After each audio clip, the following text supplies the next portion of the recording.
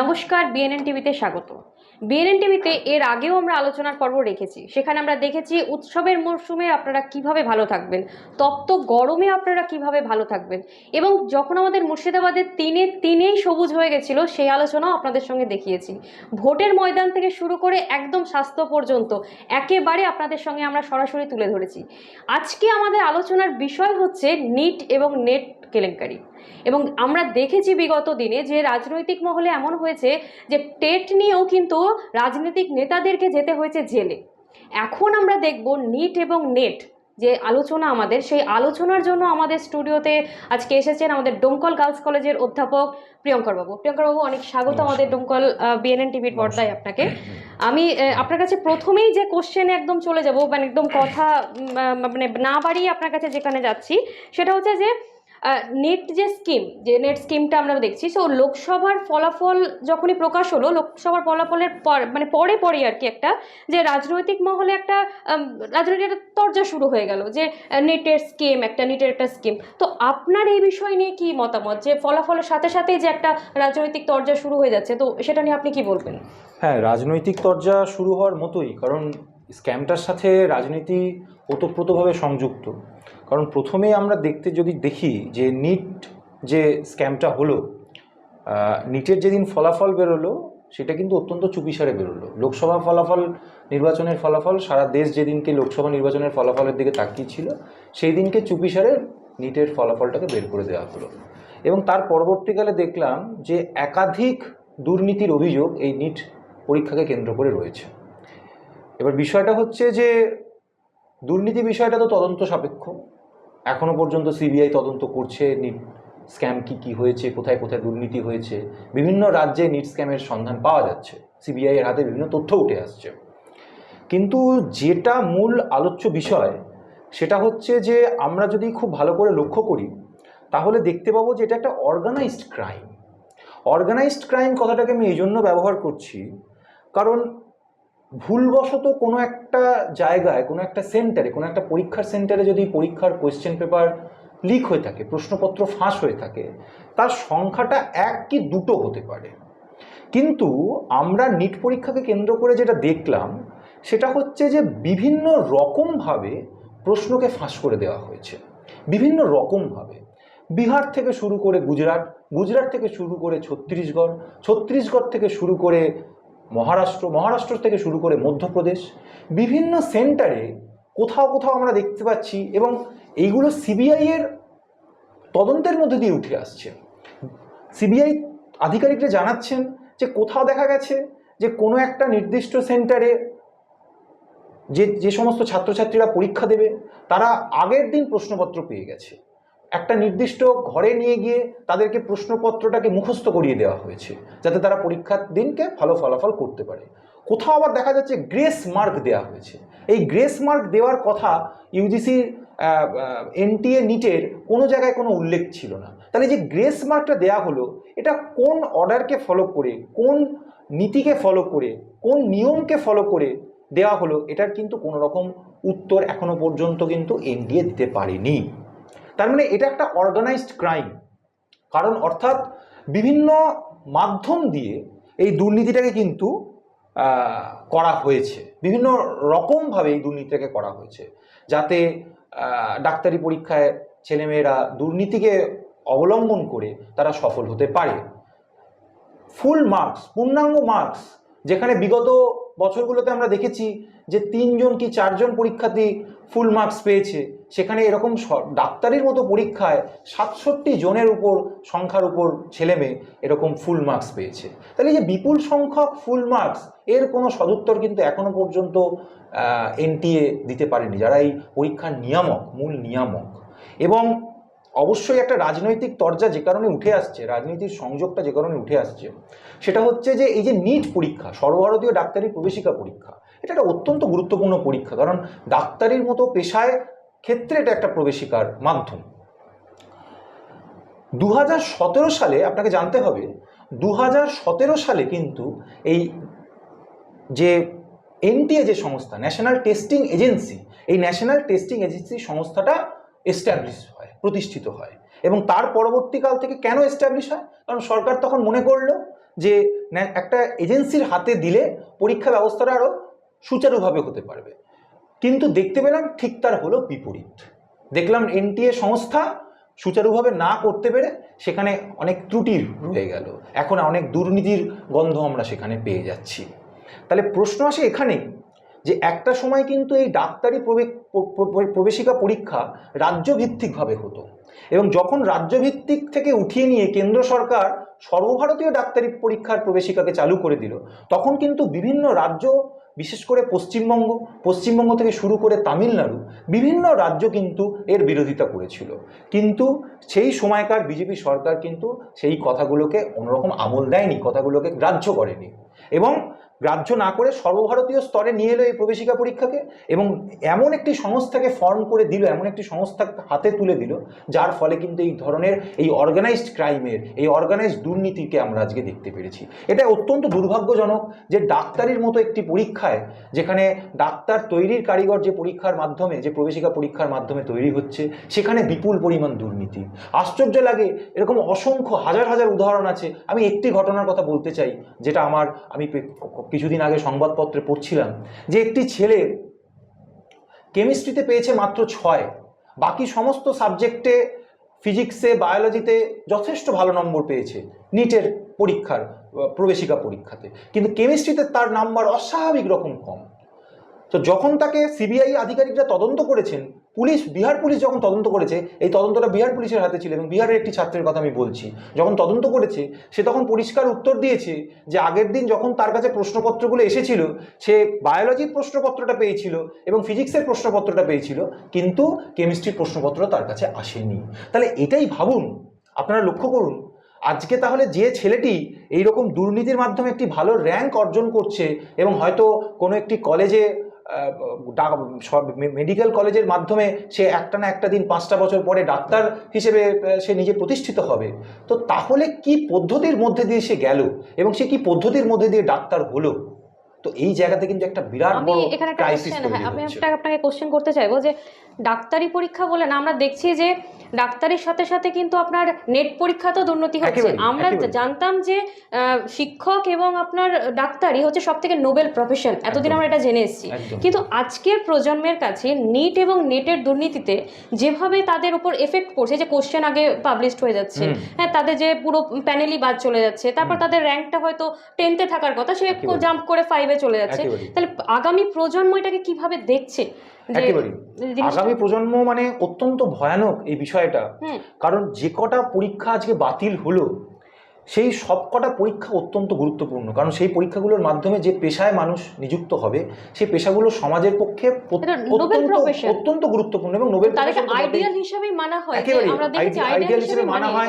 আমরা ছোটবেলা থেকে দেখি যে ডাক্তার, ইঞ্জিনিয়ার, অধ্যাপক হতে হবে, এই কথাগুলি ডাক্তারকে আমরা বলা হয়, ডাক্তারকে উপরওয়ালার দরজা দেওয়া হয় তাকে, যে একজন ডাক্তার যদি ডাক্তার সরি বলে দেয়, তাহলে কিন্তু আপনার সেই পেশেন্টকে বাঁচানো সম্ভব না, মানে সেই পেশেন্টই একদম শেষ হয়ে গেছে, তাকে সরি বলে দেওয়া, মানে সেই জায়গাতে যদি এরকম ধরনের একটা দুর্নীতি হয়, তাহলে এটা সমাজের উপর কতটা এফেক্ট পড়বে? একেবারেই সমাজের উপর এফেক্ট, মানে সাংঘাতিক রকম এফেক্ট। কারণ নেট পরীক্ষার মাধ্যমে, ন্যাশনাল এলিজিবিলিটি টেস্ট, যার মাধ্যমে কিন্তু দুটো বিষয়ে নির্ধারিত হয়। একটা হচ্ছে যার মাধ্যমে সারা ভারতবর্ষের সহকারী অধ্যাপক, মানে অধ্যাপনা পেশায়, কলেজ এবং বিশ্ববিদ্যালয়ের অধ্যাপনা, এই যে নেট পরীক্ষা, যেটা বাতিল হয়ে গেল, এত লক্ষ পরীক্ষার্থী পরীক্ষা দিল এবং বাতিল হয়ে গেল। মনে রাখতে হবে, এই নেটের মাধ্যমে কিন্তু দুটো বিষয় নির্ধারিত হয়। একটা হচ্ছে সর্বভারতীয় স্তরে কলেজ এবং বিশ্ববিদ্যালয়ে সহকারী অধ্যাপক, মানে অধ্যাপনার পেশায় যারা নিযুক্ত হবেন, সেই বিষয়টা নির্ধারিত হয়, এবং তার সাথে সাথে গবেষণার বিষয়টিও কিন্তু নির্ধারিত হয়, পিএইচডির ক্ষেত্রটা নির্ধারিত হয়। তাহলে এই যে দুটো প্রফেশন, অধ্যাপনা এবং গবেষণা একই সাথে নির্ধারিত হয়, সেই জায়গাটা আমরা দেখলাম যে পরীক্ষা হলো, কিন্তু পরীক্ষা হওয়ার ফলে কিন্তু বাতিল হয়ে গেল। সমস্যাটা কি? সমস্যাটা হচ্ছে দুটো জায়গায় সমস্যাটা এখানে অ্যারাইজ করছে। একটা হচ্ছে যে পরীক্ষার্থীদের মনোবল ভেঙে যাচ্ছে। একটা পরীক্ষা, এই ধরনের সর্বভারতীয় যে কম্পিটিটিভ এক্সামস, তার প্রিপারেশন নিতে গেলে একটা ছাত্র এবং বা ছাত্রীকে দীর্ঘদিন ধরে পরিশ্রম করতে হয়, রাত দিন পরিশ্রম করে তারা সেই বিষয়টার প্রিপারেশন নেয়, প্রবেশিকা পরীক্ষার প্রিপারেশন নেয়, কিন্তু একেবারে তাদের মনোবল সাংঘাতিকভাবে ভেঙে যাচ্ছে, এটা একটা কারণ, একটা পরীক্ষা বাতিল যদি হয়ে যায়। আর দ্বিতীয়ত, তাদের কানে যখন এই ধরনের দুর্নীতির খবরগুলো প্রকাশ পাচ্ছে, তখন তো এই প্রফেশনসগুলোর প্রতি একটা বিমুখ মনোভাব তৈরি হবে। এই প্রফেশনসগুলোর প্রতি মানুষের আস্থাহীনতা তৈরি হবে, এবং ছাত্রছাত্রীরা যারা অ্যাসপিরেন্টস তারা বিমুখ একটা মনোভাব কিন্তু তারা জ্ঞাপন করবেন এই বিষয়ে। এবং আরেকটি উল্লেখযোগ্য বিষয় যেটা আমি বলতে চাই পরিষ্কারভাবে, সেটা হচ্ছে এই নেট এবং নিট, এই দুটো পরীক্ষারই নিয়ামক সংস্থা কিন্তু এনটিএ, ন্যাশনাল টেস্টিং এজেন্সি, যেটা 2017 সালে প্রতিষ্ঠিত হয়েছিল, আমি কিছুক্ষণ আগেই যেটা বললাম। আর অদ্ভুতভাবে আপনারা যদি লক্ষ্য করেন, এই নেটের সম্পর্কে আমি একটি কথা গুরুত্বপূর্ণ আকারে বলতে চাই। এই নেট পরীক্ষা বাতিল হওয়ার পর থেকে কিন্তু শুধু বাতিলের খবরটা নয়, আরও একটা খবর যেটা কিন্তু যে কোশ্চেনটা আমি এক্ষুনি আসছিলাম আপনার কাছে, যে নেট স্কিমের পাশাপাশি কিন্তু আপনার নেটেরও আপনার দেখা যাচ্ছে যে পরীক্ষা হওয়ার সাথে সাথে কিন্তু আপনার বাতিল হয়ে গেল। ঠিক আছে, এবার আপনি একজন অধ্যাপক, ঠিক আছে, নেট মানে একদম ওখান থেকে অধ্যাপক এবং গবেষক, আপনি এক্ষুনি বললেন যে অধ্যাপক এবং গবেষক হচ্ছে, তো আপনি একজন গবেষক হিসাবে বা একজন অধ্যাপক হিসাবে আপনি এটাকে কিভাবে দেখছেন, এটাকে জিনিসটাকে? একেবারেই এখানে শুধু নেট বাতিল হওয়া নয়, এই নেট বাতিল হওয়ার সাথে সাথে আরো 2-3টে বিষয় কিন্তু সংযুক্ত আছে। আমাদের সেই 2-3টে বিষয়কে সংযুক্ত করে সামগ্রিক একটা রূপ দিয়ে বিষয়টাকে দেখতে হবে। সামগ্রিক রূপটা কিরকম? কারণ আমরা এই বিজেপি সরকারের আমলে, যে NDA 2 এর আমলে দেখতে পেয়েছি যে নেট ফেলোশিপকে বন্ধ করে দেওয়া হয়েছে, অর্থাৎ পিএইচডির জন্য যে ফেলোশিপ এতদিন পর্যন্ত কেন্দ্র সরকার দিত সেটাকে বাতিল করে দিয়েছে। ইতিমধ্যেই গবেষণাতে ছেলেমেয়েদের একটা অনাগ্রহ তৈরি হচ্ছে, ছেলেমেয়েরা আগ্রহ হারাচ্ছে। তারপরে সেই নেট পরীক্ষাকে কেন্দ্র করে এই প্রশ্নপত্র ফাঁস, দুর্নীতির বিভিন্ন গন্ধ আমরা দেখতে পাচ্ছি। এর ফলে গবেষণার প্রতি এবং অধ্যাপনা পেশার প্রতি ছাত্রছাত্রীদের কিন্তু একটা অবহেলা তৈরি হবে, ছাত্রছাত্রীদের একটা বিমুখ মনোভাব তৈরি হবে। এবং গবেষণার প্রতি যদি একটা বিমুখ মনোভাব তৈরি হয়, সেটা কিন্তু আমাদের সমাজের অগ্রগতির জন্য, সামাজিক উন্নয়নের জন্য, সমাজের পরিচালনার জন্য কিন্তু সেটা কিন্তু অত্যন্ত নেতিবাচক একটা বিষয়। আপনার কথা ধরেই আমি বলছি, একজন শিক্ষক তার ছাত্রকে যে ছাত্র বা ছাত্রীদেরকে তৈরি করছে, তারা কিন্তু সমাজের আপনার একটা মেরুদণ্ডকে শক্ত করছে।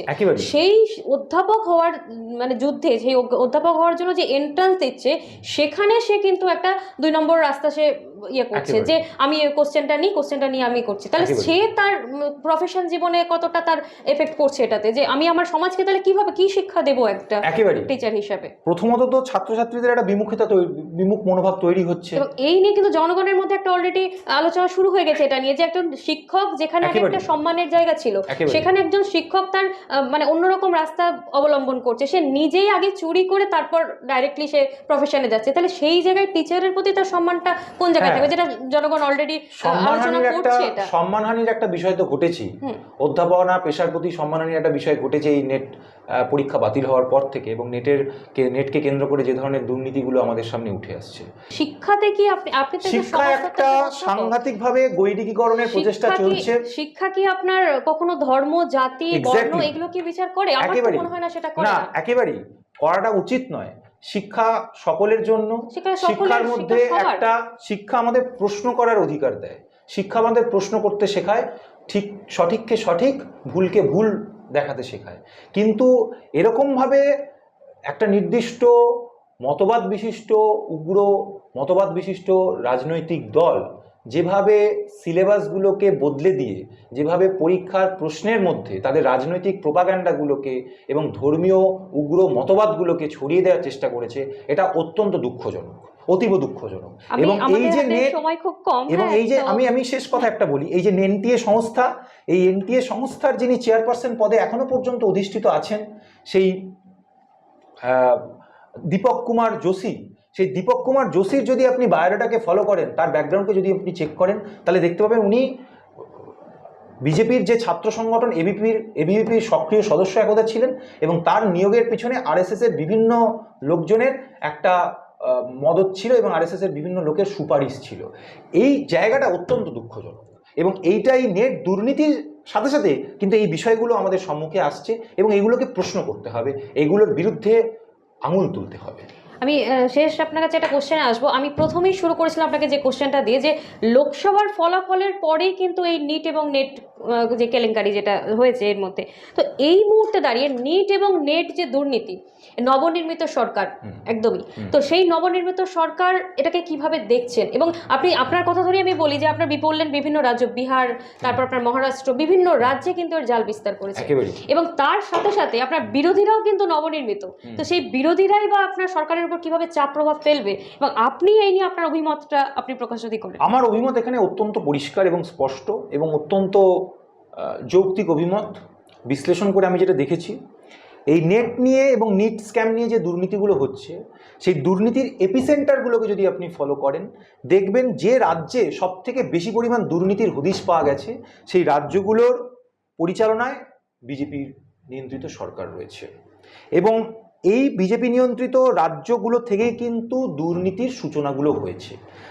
এবং এনডিএ 3 গঠিত হওয়ার পর, 4 জুন এনডিএ 3 গঠিত হওয়ার পরই কিন্তু এই ধরনের দুর্নীতিগুলো প্রথমেই উঠে এলো। এটা অতি অবশ্যই নবনির্মিত কেন্দ্রীয় সরকারকে ব্যাকফুটে ঠেলে দেবে। এবং অপরদিকে যে ইন্ডিয়া জোট এবং বিরোধী জোট যেভাবে আচ্ছা, আপনি মনে করছেন যে এই কেলেঙ্কারির জন্য কিন্তু বিরোধীদের পাওয়ারটা কিন্তু স্ট্রং হচ্ছে? অবশ্যই বিরোধীদের পাওয়ার স্ট্রং হবে। এবং ধর্মেন্দ্র প্রধান যেদিনকে শপথ বাক্য পাঠ করতে গেলেন, সেদিনকে বিরোধী স্বর গর্জে উঠেছিল সংসদের কক্ষে। এবং যখন উনি শপথ বাক্য পাঠ করতে গেলেন, তখন নিট নিট বলে ওনার বিরুদ্ধে স্লোগান উঠেছিল। তো এইটা তো অবশ্যই ইন্ডিয়া জোটকে একটা মাইলেজ দেবে। এবং ইন্ডিয়া জোট শরিক যে দলগুলো রয়েছে এবং সেই দলগুলো যে যে রাজ্যে ক্ষমতায় রয়েছে, সেই রাজ্যে কিন্তু নেট দুর্নীতির কিন্তু হদিশ সেভাবে এখনো পর্যন্ত পাওয়া যায়নি। পশ্চিমবঙ্গের কথাও যদি আপনি এখনো পর্যন্ত ধরেন, একটা উদাহরণ আপনি দেখাতে পারবেন না যেখানে কিন্তু নিটের মতো এত বড় একটা পরীক্ষার একটিমাত্র দুর্নীতির সন্ধান পাওয়া গেছে, না পাওয়া যায়নি। পাওয়া গেছে কোত্থেকে? পাওয়া গেছে গুজরাট থেকে। সূচনাটাই হয়েছে গুজরাট থেকে। পাওয়া গেছে কোত্থেকে? পাওয়া গেছে বিহার থেকে। পাওয়া গেছে কোত্থেকে? পাওয়া গেছে মধ্যপ্রদেশ থেকে। এই সমস্ত রাজ্যেই কিন্তু বিজেপি দল ক্ষমতায় আছে এবং সেখান থেকেই এটা সূচনা শুরু হয়েছে। এবং বিরোধী শরিক দলগুলো যে যে রাজ্যে ক্ষমতায় আছে, সেখানে কিন্তু নেট দুর্নীতির কোনো রকম সন্ধান কিন্তু এখনো পর্যন্ত পাওয়া যায়নি।